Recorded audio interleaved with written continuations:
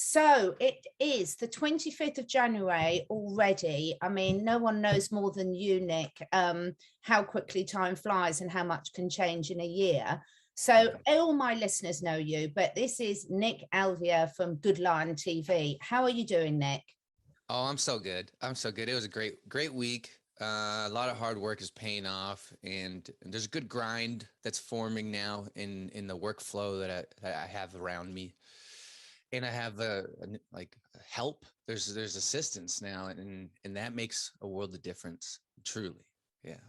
Doesn't it make that's such an important point you've put on top, because us humans are social animals and when you've got the right team around you that are all resonating together and going for the same aim, it's so motivation, isn't it? I mean, I've got my good friend Andrea that's on board with me and helping me out, and just having that shared passion is so important, as well as the physical health. Big time, and it's a beautiful reflection of what can happen when you have friends. Like sometimes we get so busy in the world, it's hard to make time for friends. And so when you got a friend, the friend supports you, and you support them. It's a similar thing to have an assistant. They support your cause, your mission. They want to make it better for you. They are your friend. So it's a great way to grow. I used to be afraid of growing in that way. Like the first year of me making movies and building the website, it's actually probably the first year and a half was all alone, you know, and it kind of sucks. It's great and it sucks. The reason why it sucks is because you're building with others and now you got to get better at communicating, Yeah. and that's a challenge. And then yeah, it's good to do it alone because then you have full control, and you feel responsible for everything that goes right or wrong. So I'm loving this new direction. I love where this is headed. I'm so happy to see it, and you can really see it in your team, in terms of what you're producing, in terms of where you're going and everything. And I think there's such a synergy with what we're seeing going on a bigger scale, isn't there? Is I'm sure we've all, I mean, by the time you get to my age, trust me, you've had your fingers burnt a few times, and I've had various different businesses over the years, and I've made some real disaster choices of people to work with me, and I've made some really good ones, but each one has taught me something different, good or bad. Might not have appreciated the lesson at the time, but I do in hindsight. But Exactly. opening your heart up, one of the things we're going to be talking today, I'm going to ask you where, we'll see where you're at in general, but a really important thing we're going to be talking today, which is coming up so much for people, is how you stay authentic to yourself, follow your truth, but also stay in the heart space, because I think that's a constant challenge for a lot of people and goes into every aspect of their life. Yeah, that is, especially in a world where today you've got darts of worry, a battle of darts of worry that are just above your head all the time. Whether that's when are these, mandates going to end, or what's the future look like? What does it hold? Family drama. A lot of families are getting split. A lot of relationships are getting split. It's so hard to remain heart centered in the most turbulent time of our lives. So what do people do? There's one or two things they do. One thing is they embrace or they race away from it. And Mm. that could be with drugs. It could be with any form of distraction that helps them get away. But the real way to progress is both, because if you go that way and you start doing drugs and all these things, you're going to end up hitting a rock bottom that's going to open up your heart at some point. And then if True. you don't do that, and then you realize I should just learn how to deal with this, then you will find a way, if that's the way you want to find it, so to speak, because it's all about what we want, what we're certain on. Then we tell the universe, and then the universe will give it back. But we got to get certain. What does that mean? That means knowing it in your thoughts. So like I like waking up and wanting success. How many people wake up thinking I want success today and I want it in this way, in this way, in this way? Not many people. Most Mm. people will just wake up and they'll just continue with the routine that they've been going on. So I think the first step in wanting to remain and to build that heart centeredness in this chaotic world is to want it and to know that you need it in order to move forward. I love that. It's so important to really take some time out as an individual, isn't it? And get focused on what you really do want. Because in the community that are watching your work, my work, etc., there's a lot of debate at the moment because everyone's moving at their own very unique space. And so, for example, I've spent the last 2 years doing so much research on so many different topics that I wouldn't normally be getting into at all, and doing the usual going down the rabbit holes. And then you get to a stage, or I've got to a stage where I think, right, okay, I've done quite a lot of background stuff, enough of looking back. Now I need to look forward. And then you bring out something like your latest Pervywood with Stephen Colbert, which I haven't watched yet, but I'm going to watch as soon as we finish this tonight. Cool. And then I'm ready for the next stage now. And I think people understanding that it doesn't have to be one or the other, does it, Nick? You're going to all go through your different stages where you take on information, you assimilate it, and then you go back for a bit more. Yeah, 100%. And with this last film, The Pervywood, Stephen Colbert, people are remembering things that were very hot topics around the peak of, I would say, 2020. Like, there's a few videos in there that this is a darker film. It makes people cry for those who aren't prepared to realize the torture of children, basically. Because there's Pervywood 3, I released a small excerpt in it of Stephen Colbert. And in it, there is a video clip of John Podesta. Careful with our words here, because we're going on YouTube. Yeah. I've become a pro. Yeah. Especially last week. And yeah, you can hear what is well, that video got censored for a specific reason. And so now it's back in this one. And when you watch it, you realize, oh, that could be John Podesta doing that. And then you realize later on, like, oh, that could be Stephen Colbert's true colors. And after a while, you start not doubting. It just is. You can now see very clearly through these people. And making these films is I don't know. I think I have the ability to not let it bother me. Yeah.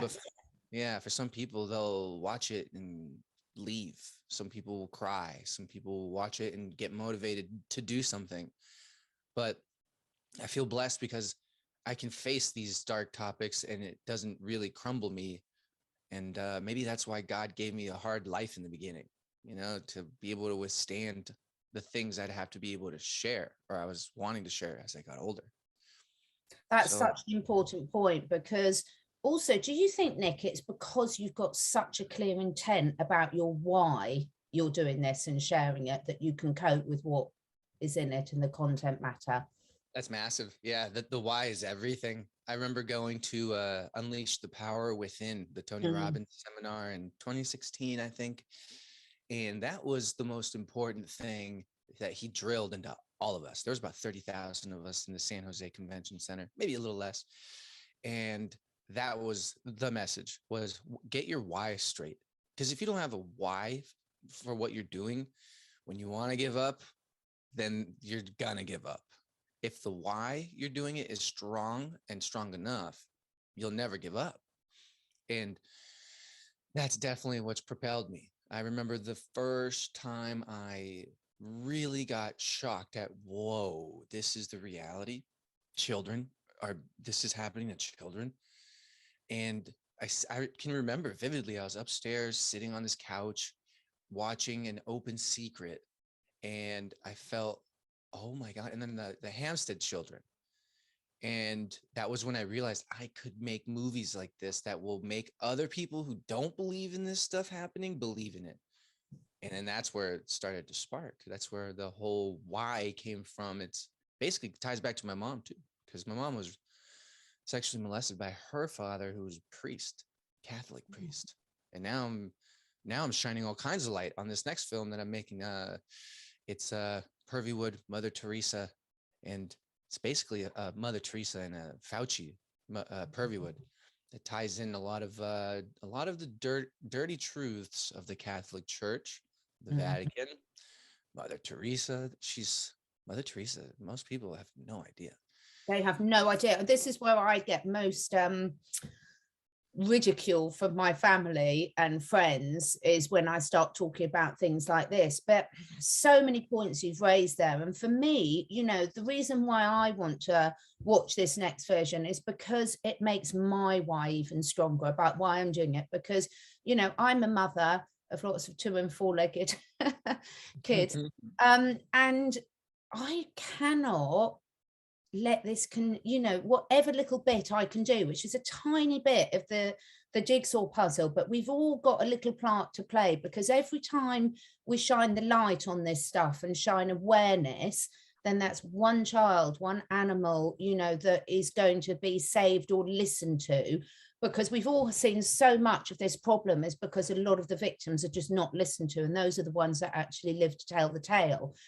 And so I think your work is so, so important, because change is uncomfortable often. And knowing what world you're living in, how can you possibly make the changes you want if you haven't got a base point of where we're at? You know, with most areas of our lives, quite often we have to get to a stage where there's something we're not happy about, whether it's our health, our relationship, our finances, to trigger you to make that change. Yeah, big time. That happened to me throughout maybe the first 25 years of growing up and being maybe conscious enough to be aware. I always felt like there was so many things about me that I had to change. And it was almost like a sick addiction of thought that would find something and say, oh no, that's wrong, that's bad, that's you're probably gonna get sick, this and the other thing. And it was weird. I didn't understand that, but that kind of helped me steer to become obsessed with meditation, because I felt there was something so wrong with me that I wanted to fix my defilements. And that's when I just went 100% into becoming a monk, pretty much. And that did change my life in many ways, in many, many ways. And there's a sequence. I could really write a book about how to ignite a person into caring about making some changes, because there's a lot of people who smoke cigarettes, and like some people enjoy smoking cigarettes, some people will smoke it and say I have to quit. So there's a difference between, like, this guy chooses it, this guy wishes he could choose. And so in these moments of what kind of thing can I do that will make me have the willpower to choose better, one of them is, and I might have mentioned this before, but there's a really cool exercise, a visual exercise, where you could make or purchase a Excel sheet. It's a spreadsheet. It's a very big one. What, a spreadsheet? Yeah, so check it out. It's got you got columns, right? You've probably got 85 columns, which would signify 52 columns a week per column, and rows going downward 85. So you got a lot of squares here. These are the squares of our life. These are the weeks of our life. And if you start Xing out each X or box that you've lived, then eventually you'll go, oh, well, how long do I think I have? Well, let's just go to 77. Maybe I'll throw my feet up at 77 and retire. And then you X out everything after 77. And then you see how many weeks you really have left, and then how many of those weeks are devoted to something else. How much free time you really have is small. And I remember seeing that, and for me, it made me go, oh gosh, like, how am I going to do what I want to do? And that was even before Good Lion. And it helped me. And my friends would come over and I would show them, and a lot of them hated it. They didn't like that exercise because it made them feel almost uncomfortable, because they weren't prepared to realize that they don't have that much time here. But it's better to be, told in advance than to realize it through, oh, your friend just passed away, your mom just died, and then realizing, yeah, life is short. We should be able to trick ourselves into realizing it so that we can use it as fuel. And so, yeah, right. So important. I mean, conscious decisions is such a topic at the moment, and that's really what you're saying there. Every day, and I've been studying this stuff for years, and you still get it. It's still so much work in progress, but that's the fun of it, because it is about the journey. I mean, I have had a very sad week because I lost one of my cats last week, and oh, just most gorgeous, gorgeous cat. Sorry to And hear.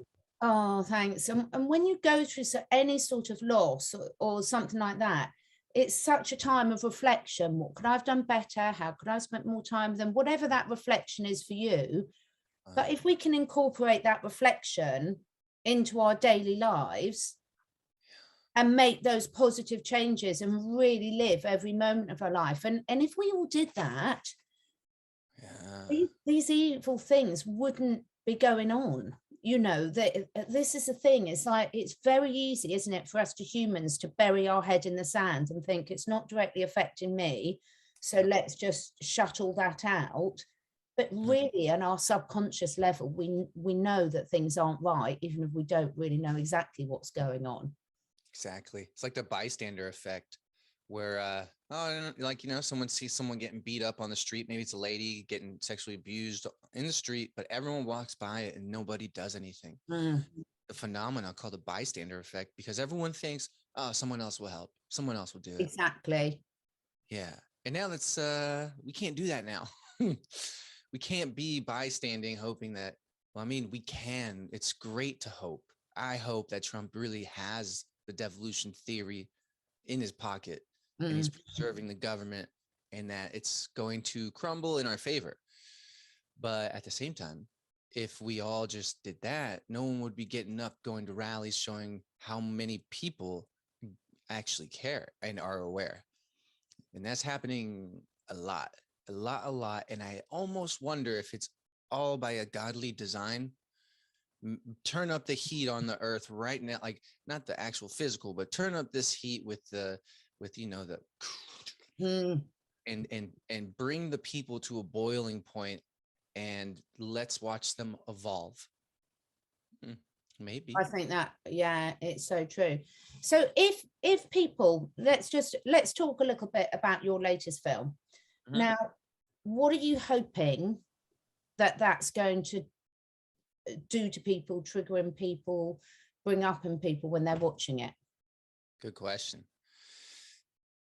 When they watch it, they're gonna have a realization, if they haven't already yet, that there are pawns of the elite out there who are designed by design, made to trick people into trusting them because of their humor.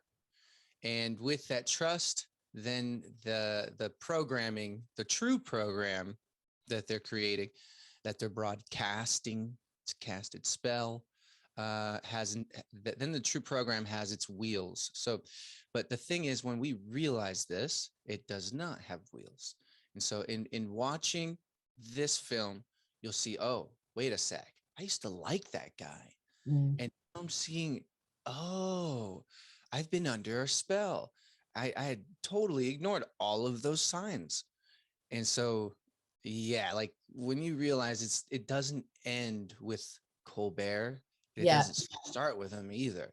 Like I'll show this real quick. This is the cover, and it's basically, I like that I'm putting this Illuminati triangle with the top upside down, because we're kind of doing that right now. This is the thing I've been tripping on lately, is that when we're looking at this, the reality is this screen that we're looking at, and anything that our eyes are looking at, everything's actually upside down. And the way light is going into our eyes, our brain reverses it. Absolutely. And so that's kind of what I want to happen as people come to Good Lion. It's they're realizing that the world is so inverted, and as they train their eye, they now are going to see it the way it truly is, similar to how, for example, there have been studies where people just regularly put on glasses that invert reality, make it upside down, and then they go, oh, and they're having problems doing things. And then all of a sudden, maybe an hour later, they can do anything. They can ride a bike because their brain switches it. So with training, watching Colbert and seeing, oh, it's like putting on those glasses. and seeing, oh, wow, I didn't know he was worshiping Satan like that. And then you start to really question everything. You start to wonder, Yeah. what about Oprah? What about Ellen? And what about, so that's kind of like, that is exactly what I'm hoping to do with all the pervy woods, really. Yeah, it's just absolutely brilliant. And I must say to everyone, the thing is, if people haven't watched them, I'm sure most people watching this will have seen a lot of your work. But the great thing is about what's happening is there's new people getting on board and opening their minds to this stuff all the time, which is absolutely wonderful, because it's always a very individual journey. And Your Good Lion TV, I mean, I'll put all the links below, obviously, everyone below the video in the comments box.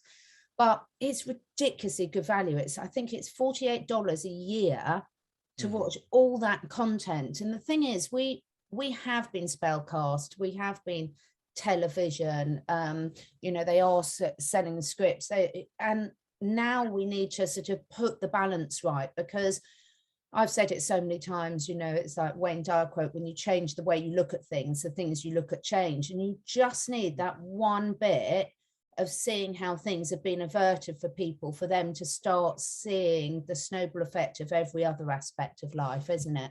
Oh, big time. It's kind of interesting to see what that is for each person.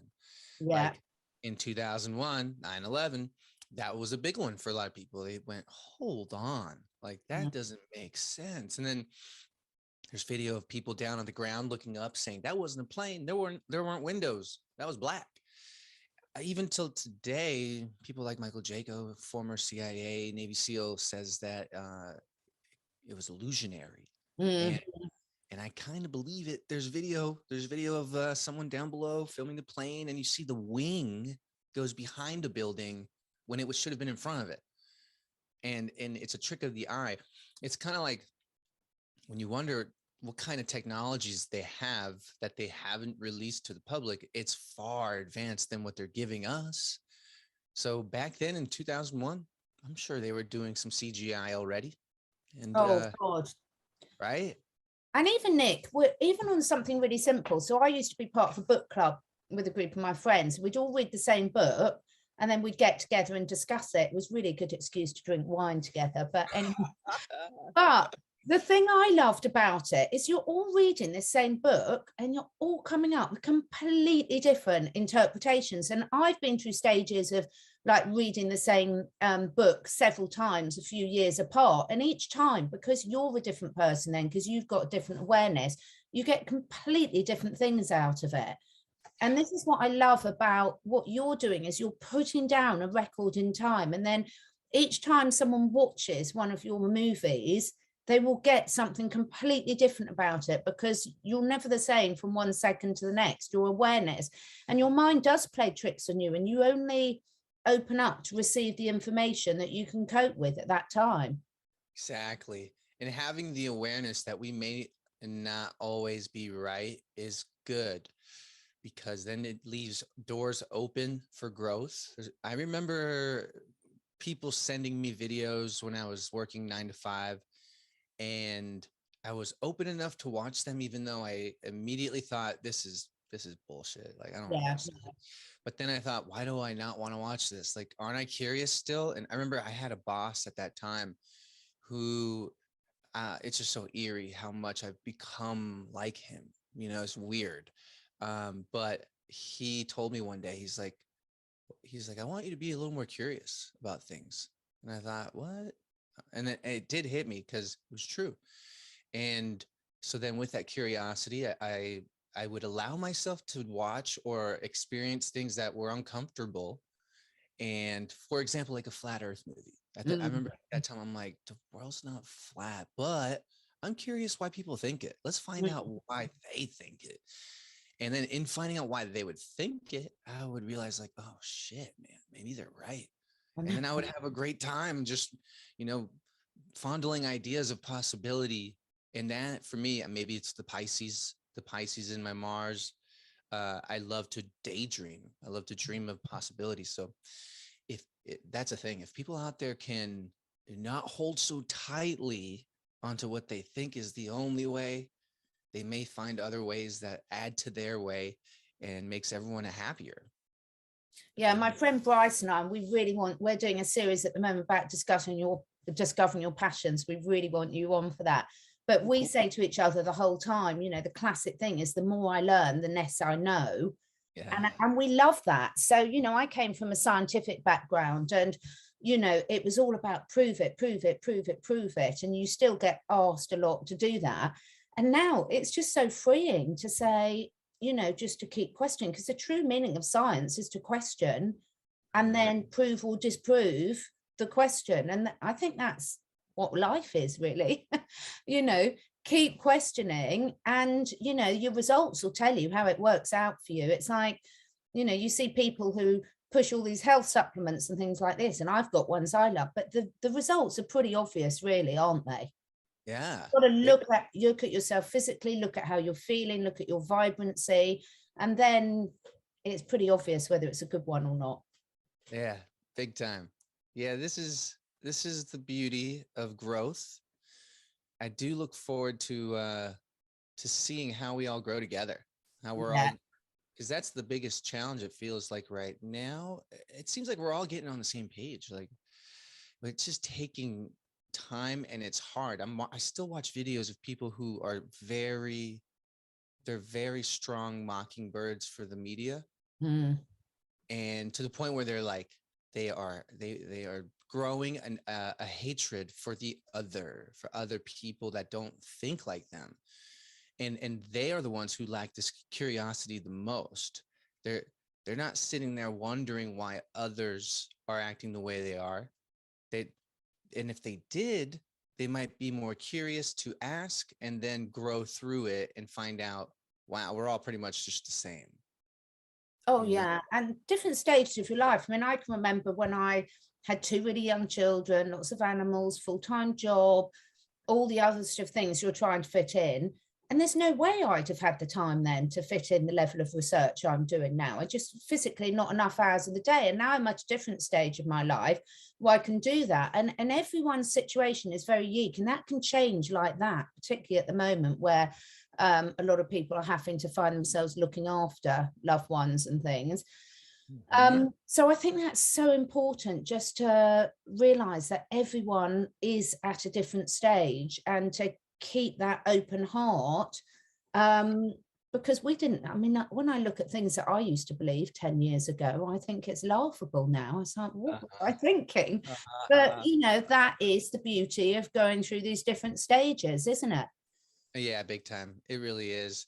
I think that's why a lot of people recommend having a journal or a diary. Mm, You can go back and go, huh? I mean, sometimes we can go back and see old Facebook posts or Instagram and go, oh my gosh. yes. Hmm. Yeah.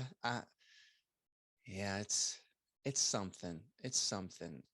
And that's I why yours is so special, because you've got this down now in the movies. So what a legacy, what a library. As I say, I call it the cool school. Yeah, But what I love is you can dip back in with, you know, you'll find out something else, and you can go back and rewatch something and then think, oh, bingo, I missed this bit, I missed that bit. Now that makes sense. exactly. There's some people who are like, I'm watching this again, or I've watched this 5 times, and I love that. And I feel like this next one could be possibly one like that. This Mother Mhm. Teresa film, because I'm writing it. I'm writing it now, and I'm hoping to finish it in a week. And I'm realizing that there's a lot to say. There's a Yeah. lot to show, and especially because of Mr. Dr. Anthony Auchi, him especially. Like the correlation between those two are getting to a point where it's a necessary movie for this time, and it's hard to tell what's really happening behind the scenes. Boris Johnson's letting all these restrictions go with these mandates and such, but under the table, there's some other things happening that may Can I tell you require. something about that I saw today? Sorry to interrupt. So, you know, everyone, all my friends across the globe, been saying, oh, you're so lucky they're vaccinating all the mandates. But they are still pushing this like you've no idea, including to young children. But Yeah, also, I saw announcements today, a couple of people sent me some stuff that, like, a lot of the big supermarkets are saying, even once the mandates dropped, you've still got to do these to come in our stores, we still expect you to. And okay, it's not law, but I'm like, I don't want to support businesses like that. But it does make you wonder, how much are we seeing the government pretending it's not my problem, it's them? Yeah, I know. You know, there's more to it than meeting the eye. Why would the supermarkets not all say, but it's all like, oh, to keep everyone safe? And you're like, So much. oh, so it's nowhere near as simple as it's being made out of. And Yeah. even that, Nick, you know, let's employ a bit of common sense. So they say, as of next week, no one needs to wear this. Oh, so what's changing in a week? You're grown adults and you're saying, oh, I'm going to wear it up until Thursday, and on Friday I'm going to take it off because the whole world's changed. Yeah. So ludicrous, isn't it? But people are still doing it. But now they're pushing it on to the, it seems, I don't believe that's not some financial incentive, some government interference. I just don't believe that they're not still doing it in an underhand way. They really still are. They really still are. And yeah, that's similar to what I saw this morning too. Is like, yeah, there won't be mandates, but yet they're still going to be asking for proof of this booster, if you want to call it. And so, yeah, just the whole chess game right now is a great movie waiting to be made, because we're living it. We're watching it. And the White House press secretary did a Freudian slip and said, I think it was Joey Behar. I can't remember the interview, but it was recent. And she says, "Oh, I heard you're retiring or you're leaving the White House after this year." And she goes, "Yeah, it's actually been really great working for President Biden." Yeah. And so, and then there's a clip right after that of Obama talking about how great it would be to have a third term where he could just talk to someone in an earpiece. That's what it feels like we're actually seeing, and it most likely is. Obama was believe those things, sort of things. Well, I mean, I know it's just a bit of hearsay and what we think, but do you think that was actually a slip, or do you think it was a deliberate? Ooh, I know there's the other way of looking at it. If it was deliberate, that would mean that she's included, and that whole administration is included, in that possibly their job is to push the envelope to the edge so that people Which I have heard a lot, but I've got no way of verifying. I know. It very Bloody good actors if they are. Well, Biden's not, but she is. Right. And I mean, we'll find out one day. We will find out. There's even that moment where she was in there speaking and she said, "Hold on a second, there's planes above us." Yes. And there shouldn't be planes above you. And are you guys having a good time seeing how dumb we are? Or are you having a hard time trying to wake us up? Yeah. Right. So frustrating not knowing, isn't there? Because there's so many different, I mean, even I heard loads of discussions today about General Flynn. And I mean, I don't know, I've never met the guy, but you know, so many diverse opinions and everything. But again, I still keep coming back to distraction with all these things. Yeah. When we saw all the 17, the letter, all that come out, it felt real. It felt like we were really being spoken to and given code and given heads up on what could happen. But it seems a few people have mentioned that maybe that operation was hijacked, which gave it a weird ending, because there's nothing happening there anymore. But when it comes to all of that, it's hard to tell who's on our side or not. And with Flynn, when I saw him in Dallas and he was talking about the vaccine and people were booing, he got pissed. He got pissed at it, and it was weird. It was weird to see. I was thinking like, whoa. Same with Trump. He recently did something and brought up vaccine, and a group of people, which I think was most likely a lot of people, not just a group, started booing. And he basically made him sound like a small group of people. And he said like, "Oh, let's quiet down.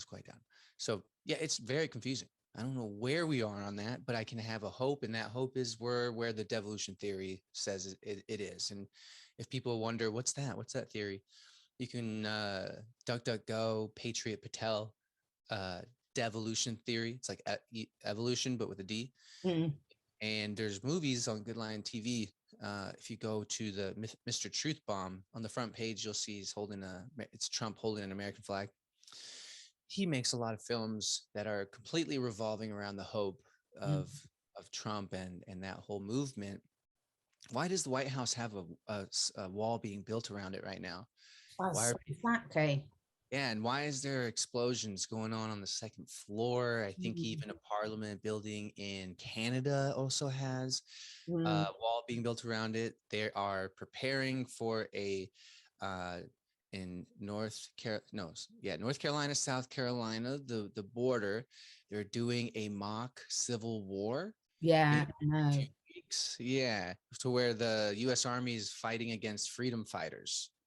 And if So people don't understand the significance of that, just before this whole pandemic hit, they did a simulation in New York of exactly what we've been living through the last 2 years. So sometimes these simulations, I mean, look at the 9/11, which I shouldn't say that too many times in one show, but that was on that day, they were doing a simulation training exercise, weren't they? So not for that exact scenario. So these things are important when they do various simulation exercises. We need to take look, and again, do you believe, Nick, that with consciousness that we can change the course of the future?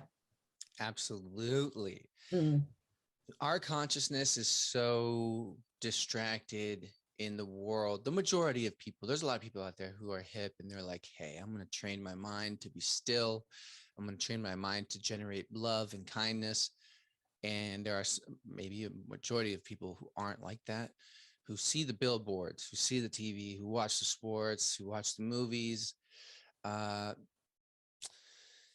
It's getting to a point where I think we have to be the shining examples of how we can help others get out of this slumber. The slumber is real. The slumber is very real that I'm seeing, especially in cities,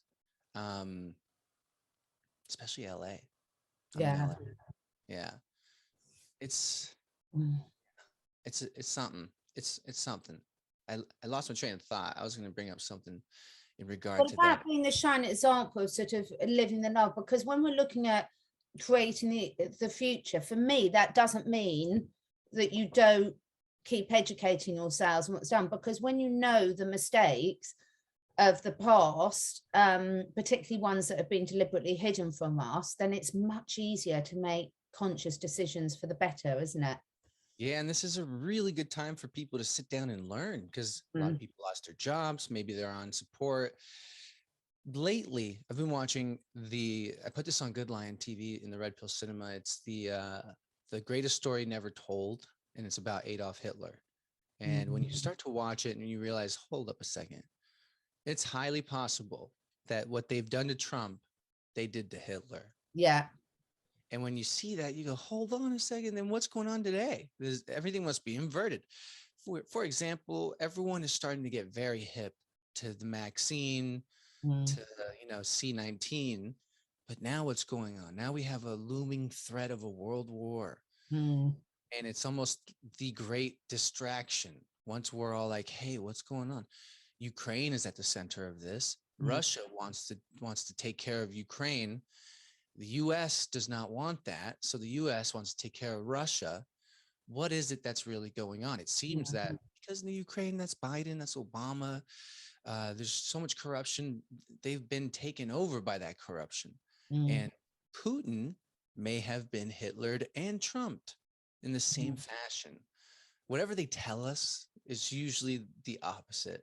I think that's the key. That's the biggest thing I've learned. If you really want to know what's going on, look at what's on the mainstream news and reverse it, and you're not going to be far wrong. Yeah, exactly. I mean, why do all these 3-letter organizations all around the world, not all, but most, have a logo of the Earth, not as a sphere, but flat, right in our face? Oh, and that's the other thing we're learning is so in your face, and it's just like, oh God, how did I miss that? But maintaining a sense of humor throughout it all is important. And I think also from what we were just talking about is that realizing that our actions on a daily basis are going to make a difference. There we go. Yeah. People need to realize that their minds are stronger than they realize. That really, once you decide that you want something, act, do something about it. That was another thing from UPW that made a lot of sense is when you're clear on something, do something, act on it so that it's not a thing of tomorrow. Tomorrow doesn't exist. A lot of times people be like, yeah, I'm too busy today. I'm gonna do that tomorrow. Tomorrow doesn't exist. Right now does. So if you find yourself with a passion, a fuel to do something, lose weight, gain some awareness and spirituality, do something then so that you build the habits to continue. If we all did something like that, because of the nature of reality and the feedback mechanism of our beliefs intertwining with reality, we would make some massive change.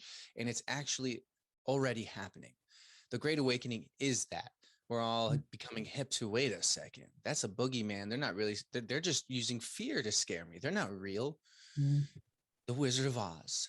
These are all, it's the power structure of fear, and the fear gives them power.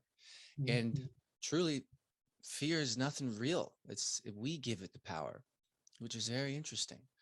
So, and it is very contagious. I mean, I saw a study today because of what I was researching on the animal health, and it's so obvious, all this stuff, but sometimes people need to see a paper on it. And they've proven that animals, they were studying dogs on this occasion, can pick up humans' fear, and that then they take it on, and then that changes their behavior really quickly. But that's what it does to all of us. So if you're living in that state of fear, was what I'm loving about what you're doing is you're researching all this difficult stuff, but you're so passionate about it. You're doing it with the right energy, which I think comes across in all the films. thank you. Yeah, that is it. That is it. The films are in 432 hertz, the music. So it's soothing, it's heart chakra opening, because most people don't want to come forth and put themselves through an uncomfortable experience and watch something that's going to make them sad, depressed, or cry. That's not what all good lion films are, but a majority are. The whole Purviwood series is a big shocker. But then I love making films like Weird History, where we talk about some sci-fi that intertwines with reality. And yeah, so like after this Mother Teresa Purviwood, I do want to introduce the concept of what is the moon, what is the Antarctic Treaty, and are we on a flat Earth? Those are so much fun to do. Such fun. And are the clangers real? You probably don't know who the clangers are. We used to have a cartoon called The Clangers that lived on the moon. Oh, it's a British joke, probably, people of my age, but yeah, it makes me laugh every time. Wow. Could you believe if the moon was not real? Like if you couldn't Well, walk on it? I've been looking into this a lot, and I'm really still don't know where I'm going on it. But this is so much more important than people think, because as a herbalist and someone that's worked with nature, with natural products, I would have been called a white witch, you know, and I think have been called a witch a lot currently and in the past. But the moon is so significant. You know, we attribute parasite cycles, women's cycles, moods, energy, ties, everything is so linked, or so we're told, to the moon. So if the moon's not what we think it is, then that opens up all those areas as well. Which is fascinating, because, you know, it's amazing how many times you get told something, you know, well, does Mercury retrograde really affect all our moods and our tech like that? Or is that a complete false thing as well, you know? Right. I mean, Mercury retrograde, every time it comes around, it makes itself so present. And I go, damn, it's real. Well, does it to the people that have no awareness of it, though? Because my husband wouldn't say it's got any effect on any of his, because he's not into it at all. And therefore, he's never has any technology or any issues or anything.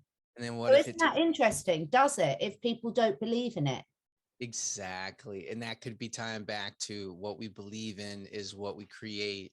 Because I remember before I even learned about retrograde, I never complained every 4 months about a car issue or technology or dramas. But I do remember as a kid thinking, why am I always getting in trouble every 4 months? And that could be why, but it really could tie back into, are we a virtual reality machine? Are Mm.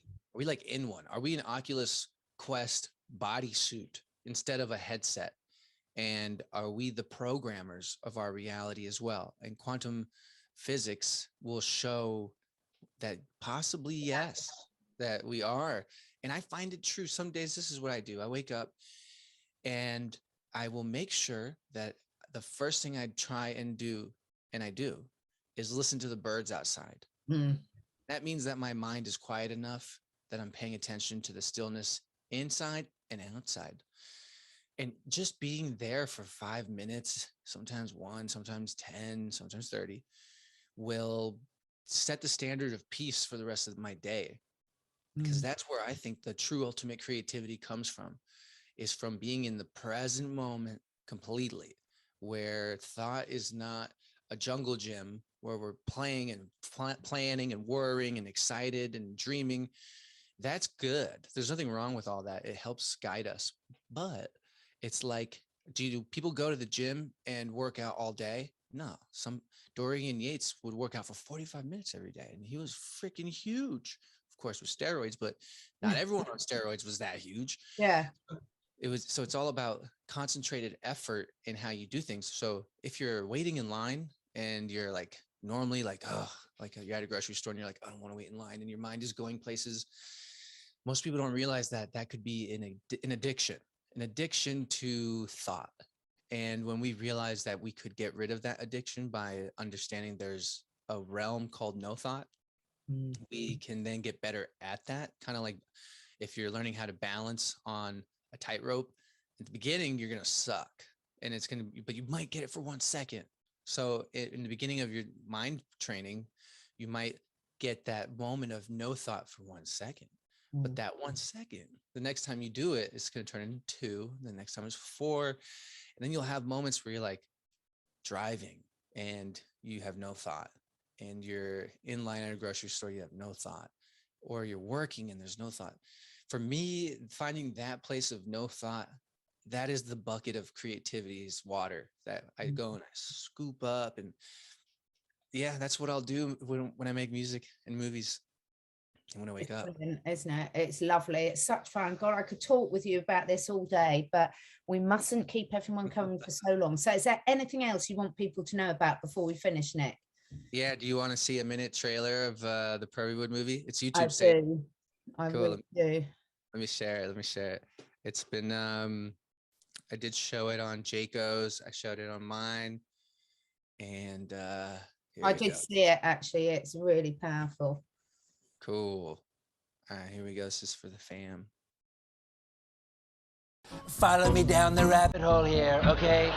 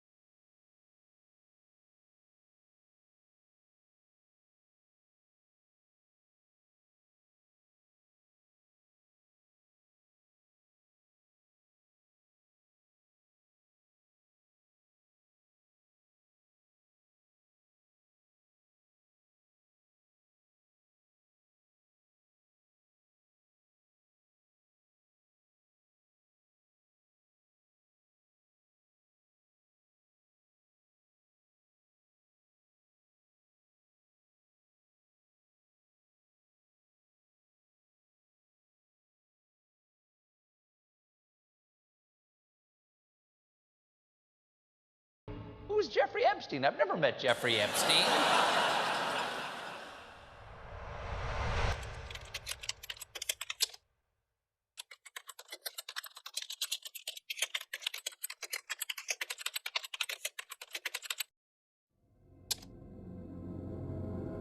I'm in on Pizzagate. I'm in on Pizzagate. I'm in on Pizzagate. Pizzagate.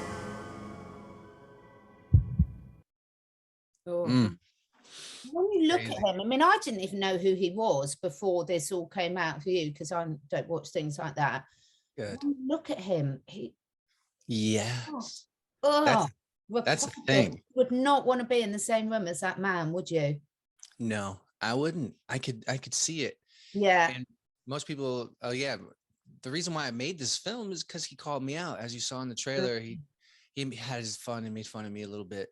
Not even funny, but yeah, you can tell there's something in the eyes. It's kind Yeah, of like how definitely. dogs. Yeah. And then once you see that, you go, okay, Stephen Colbert, all these points, his eyes. Then you go to someone else and you look at that person who might have been convicted for those crimes, and you go, he's got the same eyes. Hmm. And then you start to wonder, what about that person? And then I wonder, when Ghislaine Maxwell gives out these 8 names, is this the massive domino that's going to bring this whole thing down? All she has to say is Barack Obama. Yeah. That's it. And then people are going to go, because the next Pervy Wood after Teresa is Pervs of a Feather. So it's called Pervy Wood, Pervs of a Feather. And what it's going to attempt to do is intertwine the phenomena that happened with Bill Cosby, America's dad. Everyone wouldn't even think in a nightmare the truth of who Bill Cosby actually is. Comes out and everyone's in shock, but now it makes sense. Same thing with Obama. So most people think, oh no, that's America's first Black president. This is America's president. No, far from the truth. And I think we're going to live to see that. I think we are. And I'm sorry, family, you've got some, because when I've said about the Obama's children, who I feel desperately sorry for, I must say, horrendously sorry for, so many innocent victims in all this scandal, and that's a thing to sort of remember, a sort of thing. But oh my God, Nick, I literally could talk to you all day. Thank you so much, guys. Let us know in the comments below if you've watched the film. Let us know what you think of it without getting us banned on YouTube if I put anything too controversial there. And I'm sure I will be able to persuade Nick to come back in a few weeks' time and give us an update on the next one. Thank you so much, Nick. My pleasure. Thanks for having me. Look at the link below, guys. Thanks. Yep. Bye-bye. Bye.